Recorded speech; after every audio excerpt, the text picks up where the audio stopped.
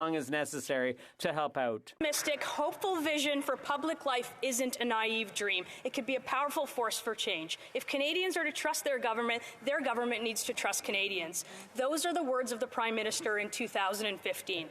These people, very often misogynistic, racist, women haters, science deniers, the fringe. Same Prime Minister 6 years later as he fans the flames of an unjustified national emergency. So, Mr. Speaker, when did the Prime Minister lose his way? When did it happen? The Right Honourable Prime Minister. Mr. Speaker, Conservative Party members can stand with people who wave swastikas. They can stand with people who wave the Confederate flag.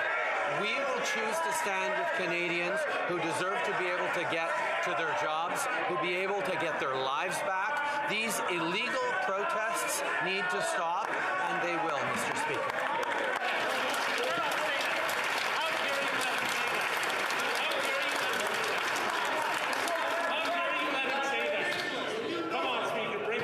I just want to remind the honourable members, including the Right Honourable Prime Minister, to use words that are not inflammatory in the House, and that's for both sides.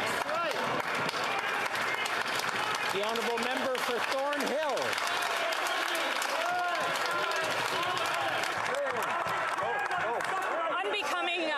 Unbecoming as a Prime Minister. It's been 48 hours that the government went from doing nothing to a national emergency. 48 hours into using the measures. 48 hours without providing Parliament with a justification. So my question is simple. When will the Prime Minister admit that he's lost control of the situation, that he's lost control of his country, that he's lost control of his caucus, and that he's lost control of his leadership? Right Honourable Prime Minister. Mr. Speaker, on the question of caucus and support for these blockades, the Conservative politicians need to make a choice. Are they for the blockades, or are they for communities, our economy, and regular Canadians? The member from Provencher pointed out about the emergency blockade, the illegal blockades. He has never seen such a patriotic display in Canada. There's nothing patriotic about hurting fellow Canadians. The member from Grand Prairie Mackenzie claims that the economy is not being held hostage. All the while, hundreds of millions of dollars were being lost in trade due to blockades. And the member from Sarnia-Lambton doesn't believe her constituents need guaranteed access now to the Blue Water Bridge. Mr. Speaker, we stand with Canadians. The Honourable Member for Priorities. Parkland.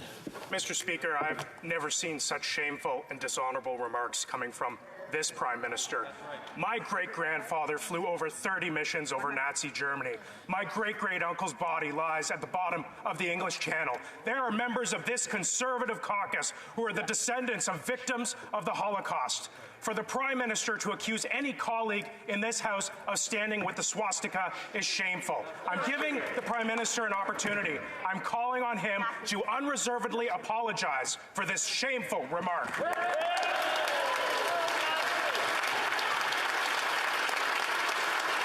The Right Honourable Prime Minister. Mr. Speaker, Canadians deserve their freedoms back. Mr. Speaker, these illegal blockades that have continued to interfere with people's livelihoods, to interfere with people's daily lives, I have to interrupt the Honourable Prime Minister, so ask everyone to calm down so we can hear the answer. The Right Honourable Prime Minister. Mr. Speaker, the measures put forward in this Emergencies Act are proportional, are responsible, and quite frankly, are completely folded within the Charter of Rights and Freedoms. The steps that we are taking are important and measured to restore order and freedoms to Canadians in this country. That is exactly what we are doing. Well, member for Sturgeon River, Parkland. Mr. Speaker, the lack of an apology from that Prime Minister speaks volumes. I have given this Prime Minister an opportunity to retract a shameful remark where he would accuse any honourable member of this House to stand with a swastika. As I said before, we have colleagues who are the descendants of victims of the Holocaust. I'm giving the Prime Minister one more chance. Will he apologize to all members of this House? The Right Honourable Prime Minister. Mr. Speaker, even as the members of the Conservative Party are calling to us to take more action over the past 2 weeks on this, they continued to stand with and encourage these illegal blockades. Mr. Speaker, Canadians are watching carefully and see exactly where the Conservative politicians who've stood with those blockades are standing. We will stand on the side of Canadians who deserve their lives back, who deserve their livelihoods back. Member for Sturgeon River, Parkland. My apologies, Mr. Speaker. I didn't write these out. But the fact is, I don't know how any member of the government caucus can stand by this Prime Minister when he accuses honourable members of this House of standing with a swastika. I'm calling on all members of the Liberal caucus to denounce the Prime Minister. I have given him 2 chances to apologize. He has refused to apologize. Mr. Prime Minister, apologize.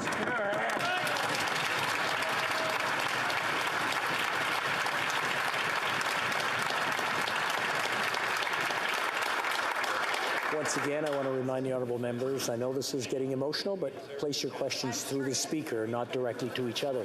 The Right Honourable Prime Minister. Thank you, Mr. Speaker.